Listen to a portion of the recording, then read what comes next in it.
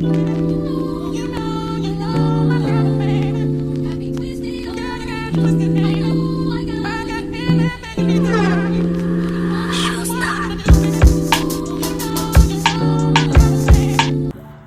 warning, this video does talk about suicide prevention,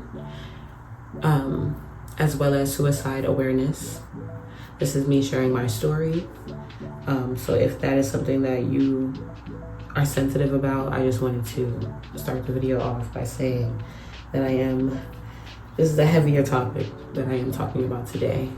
And this video is not for kids, but if you are a parent, please watch it and pay attention to what your children are consuming as well in social media and in the world, because I think that had a lot to do with. Hi guys, welcome back to Kimmy B TV. It's me, Kimmy B. I'm going to be washing my hair today, showing you guys how I do that, and I'm going to be using a new product. This is the Scala Brazil. I've been seeing this all over my Instagram and TikTok. I'm gonna use it as a pre-poo and as a leave-in because it's a 2-in-1 treatment. You can use it as a conditioner, a leave-in, a co-wash, or a pre-poo. So today I'm gonna be using it as a pre-poo, and then I'll probably use a little bit as a leave-in and see what it do. But this is for coily and kinky hair, for hydration and strengthening. So we're gonna see. As I do that, I wanted to talk to you guys because September is National Suicide Prevention Month, and I wanted to share my story. Hopefully I can get through this video. If I end up crying like a baby, then I'll just do a voiceover. But I wanted to do a sit down, chit chat, really connect with you guys, talk to the camera, and yeah.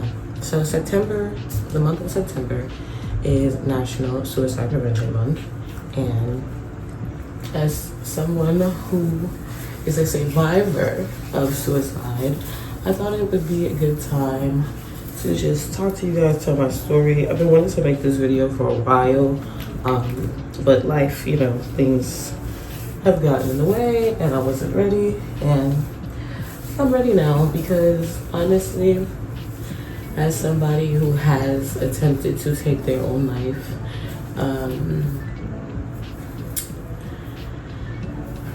I struggle. I have days where I feel like I want to be here, but I can honestly, wholeheartedly say that I have not reached the point where I 100% want to be here still, and my attempt was a long time ago.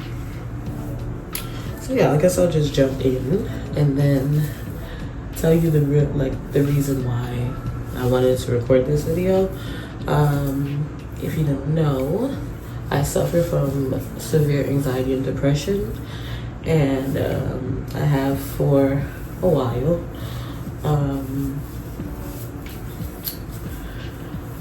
Yeah, so when I was 13, I was just going through a lot mentally. I didn't love myself. I didn't think that I was beautiful. I thought that I was ugly. I couldn't look in the mirror. When I was 12 years old, I couldn't look in the mirror for like 6 months. Literally, I would cry every time I went in the bathroom because I just thought that I wasn't beautiful. Like, I just thought that I was fat and I wasn't pretty, and all of the things. I think I was going through puberty. So that probably had a big play into it.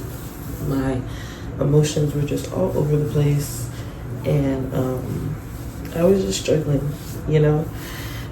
My family, my parents were financially struggling, and I felt like it was my fault because I was the youngest, because I used to get sick. Sometimes I have to go to the hospital, and I would need things.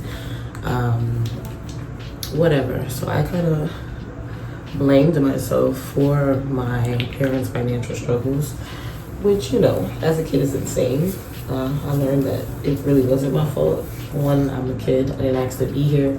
And two, people struggle. Like, that's just America, Hate that, but that's what it is.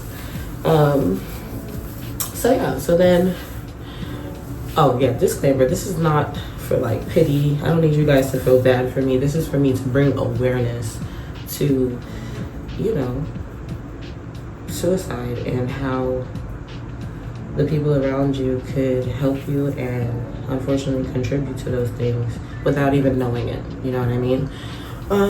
So yeah, it was just a very sad case. I just didn't feel like I mattered. I knew that I was loved. It was never a thing of feeling like I was loved or not. It just felt like I was a burden. And I remember when I was 12, going on 13, I took a bunch of pills and I cried myself to sleep. And I just remember begging God to help me, you know, do that. And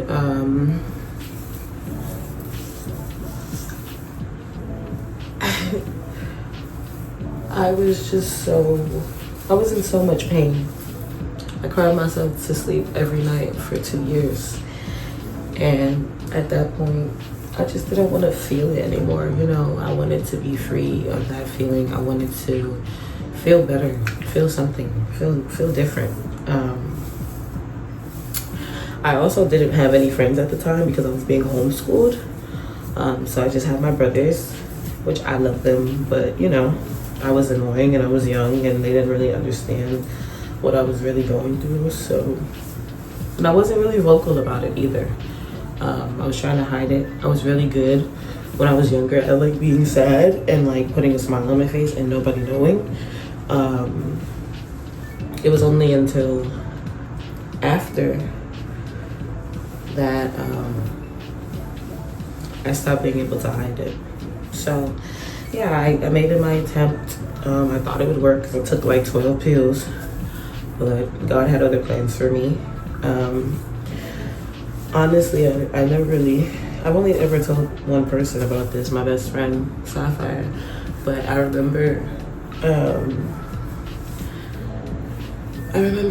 when I did it and I fell asleep, I remember talking to God and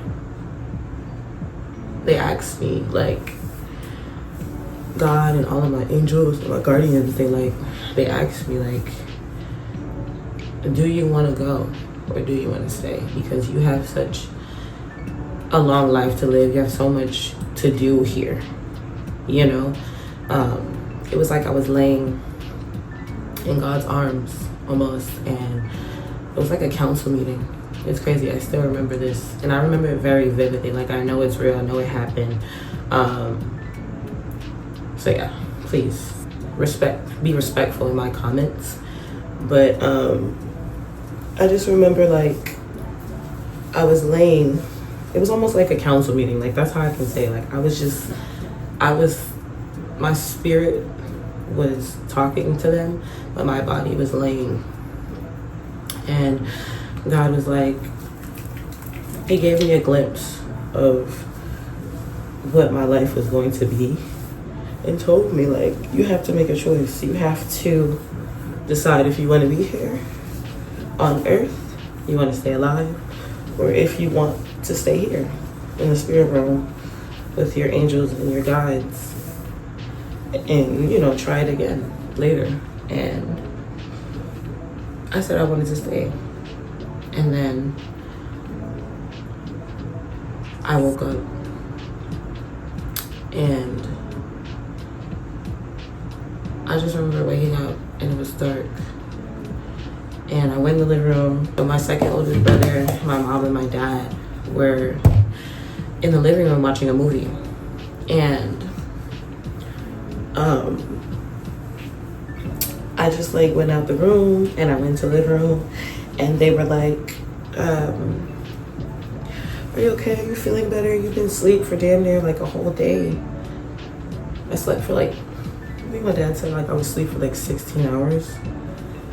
And I was just like, yeah, I don't really feel that well, but I'm okay. And I went back in my room and I cried my eyes out because I just felt so guilty. What if my brother would have came in my room and found me unalive? Or what if my parents would have, what would I have done to them, it just made me feel really bad. So I vowed, I prayed to God, I cried, and I told them that I would never try again, that I never want my family to experience that pain. Even though I'm in pain, I'm gonna live in this pain. And they're gonna be my anchor. They're my reason why, my two brothers and my parents and my family, I'm not gonna cry. So yeah, I just vowed that I would never try again, no matter how hard life got, no matter what happened to me. I would live it out. I would fight through it. I would persevere. Because I know that I'm here for a reason. I know I have a higher purpose, whatever the case may be. So after that, life got a little better. I went back to traditional school. I started to make friends, but I was still fighting. I wasn't living. I was alive, but I wasn't living. You know what I mean? Like, I was just trying every day to find a reason to stay. And my parents, my brothers were my anchor. And then in 8th grade, I met some really good friends in Florida when I lived there, and they were my anchor. And then I moved back to New York for high school, and I was living in a homeless shelter. And I was still feeling not that pretty, all of the things. However, I will say that, taking it back a little bit before I continue, I told my dad, because I was just having a hard time finding my reasons why I wanted to stay. So I told my dad what I was going through, and he ended up telling my mom. But I broke down in the car to him, and he just looked at me, and he was just like, what can I do to help you? What can I do to help you feel better? What can I do to help you fix it? And that was a turning point for me, because he cared. And I know it's like, he's your father, he should care, but all of the things that we were going through in our lives, I didn't think that what I was feeling was important. And that was something that I'll never forget. He made sure from then on that he tried. He would take me to get my hair done and get like little press-ons or get a manicure and a pedicure.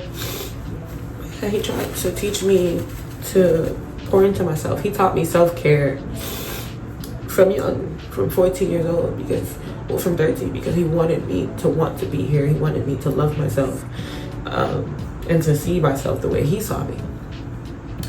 So that's also when I started my natural hair journey. So I started doing my own hair at the age of 13, because my hair is very thick, and my mom was like, if you're gonna go natural, you have to take care of your own hair, because I cannot deal with the thickness. Like, my hair was really thick. So he just would always tell me, like, you're so beautiful when I wore my natural hair out, and things like that.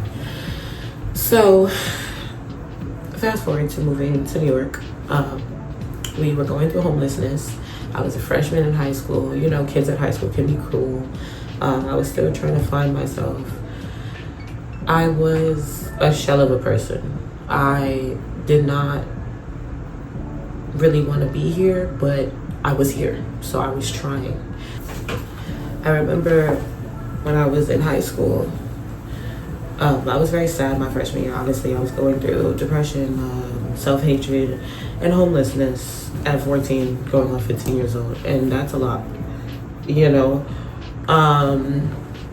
So people noticed that I was sad, and I didn't like it. People would talk about me and call me the sad girl, and they would feel so bad for me and all of these things. I was like, cut it. You gotta change this narrative. So from my sophomore to my senior year, I was very involved in school. I just dove head first, and I was like, listen, you have to distract yourself. You have to give yourself things to do, because you're not good, but you have to be good. Mind you, like I said, I was really good at putting on a mask. before this. So before I got to high school, I used to go to school, literally be crying in the hallway because I was just so sad and just disgusted with myself and all of these things, and then wipe my tears, put a smile on my face, and go to class, and nobody knew nothing was wrong with me. You know what I mean? Like, I used to fake the funk. But in high school, it was a little harder for me. Once I broke that barrier of telling my dad and breaking down and crying out loud in front of somebody and admitting those feelings, I think that it opened my throat chakra and it made it harder for me to put on a mask. I wear my heart on my sleeve. When I'm sad, people know and they hate it because I'm also an empath. So what I'm feeling, I can put on people, and I take on what people are feeling, you know what I mean? So when I'm sad, everybody feels it because I can't really hide it. I need to feel to heal because I hid my feelings for 2 years and didn't tell anybody that I was depressed, that I was sad, that I hated myself. So I can't really hide how I feel. So yeah. So I made a change, and I started getting involved. I was a cheerleader, I was on National Honor Society, I was on student government, I was a tutor, I did TAS, I did it all, okay? I was in it to win it. But when I was doing those things, when I went home, I still was feeling the same way. I still was feeling sad, alone, empty, tired. I still was feeling stressed. I still was feeling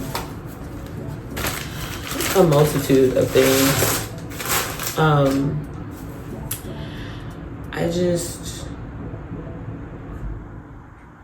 I was alive, but I wasn't living. I was there just because I needed to be, because I couldn't hurt my family in that way when we were already going through so much, you know what I mean?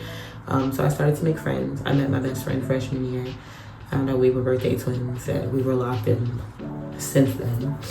And slowly those people around me became my reason, another reason, to stay. I'll never forget freshman year, and this is what made me think of making this video, telling my story to make people aware. My best friend and another friend of ours that I'm no longer friends with, but we were friends in high school. I never forget, we were having a conversation about a young girl who unalived herself, and they said that if any of us did that, they wouldn't come to the funeral. And that hurt me, that bothered me, because I feel like people, yes, suicide can be selfish, it can be, but it's probably the only selfish act that the person doing it has done.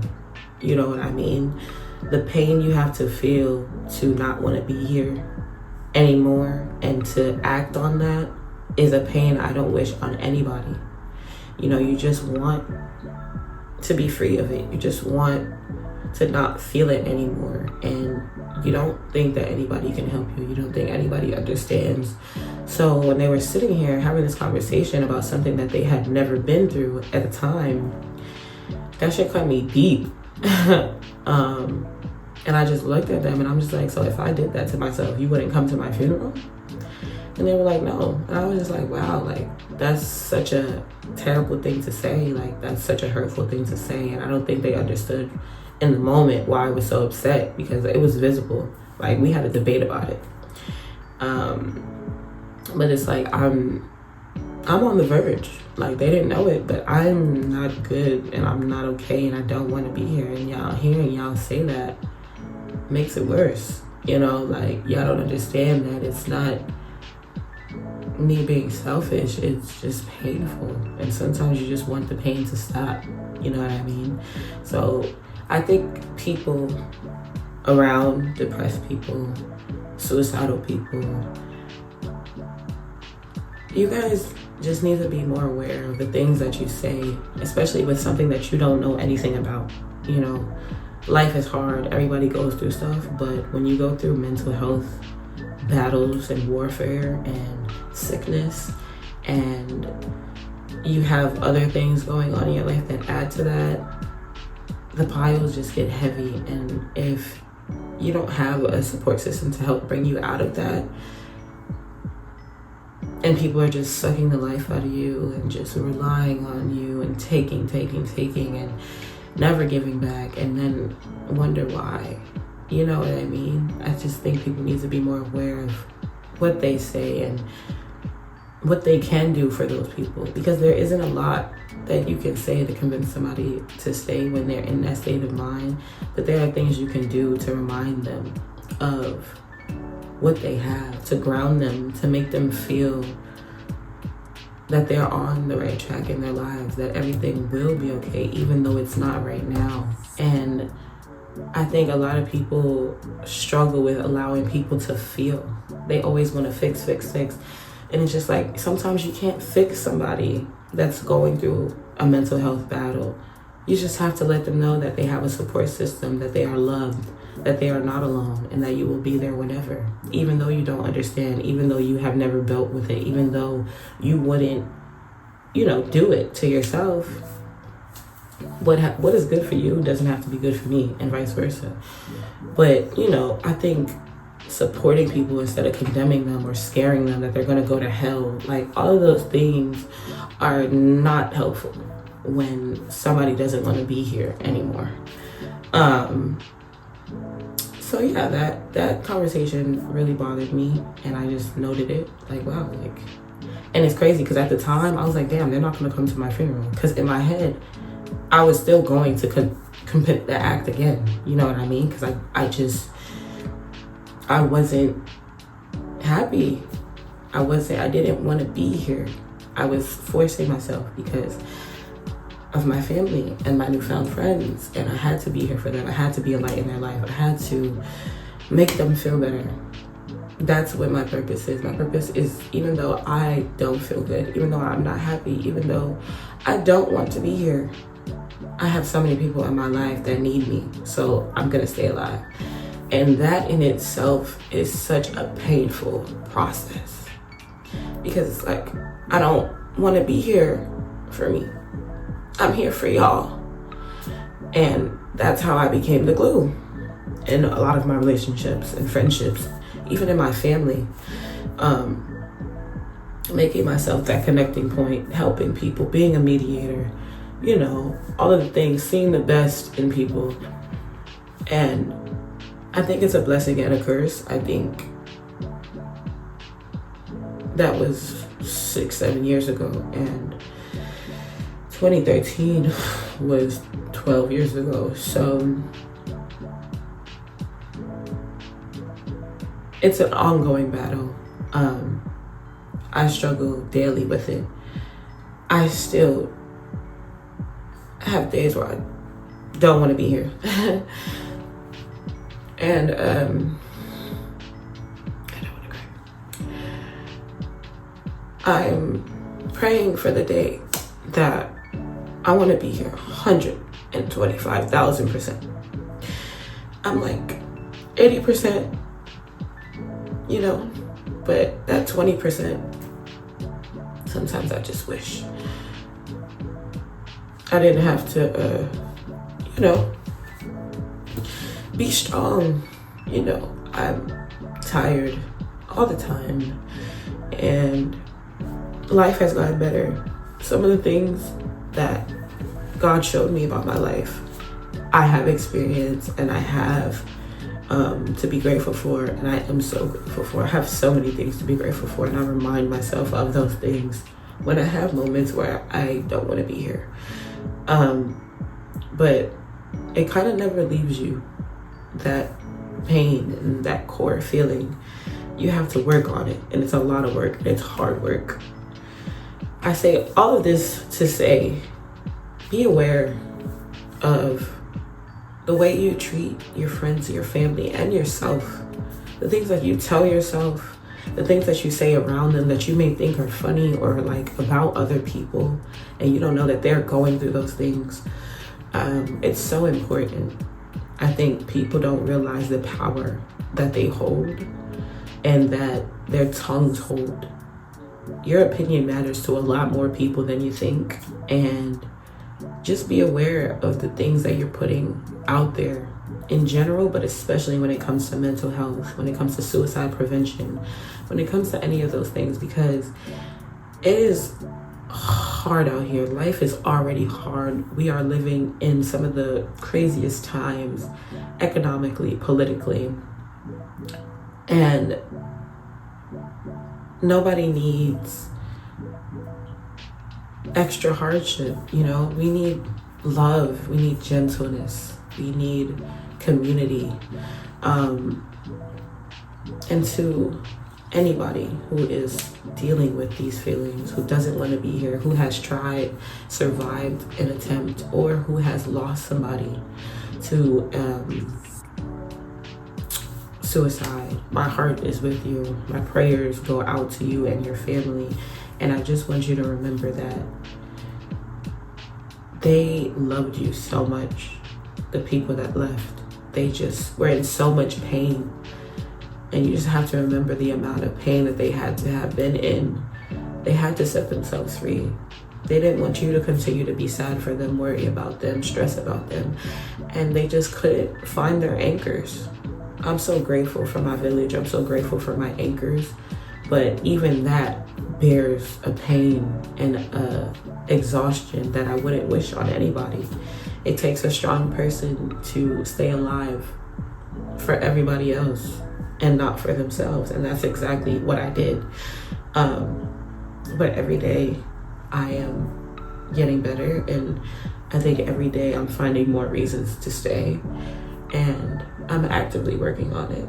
And that little voice in my head that when it gets dark and, you know, I do want to do stuff, somebody always calls my phone or something happens to prevent it. So yeah, that's my story. I do want to say, if you do need help, there are a multitude of support systems out there. There are hotlines you can call, 1-800 suicide prevention, I believe.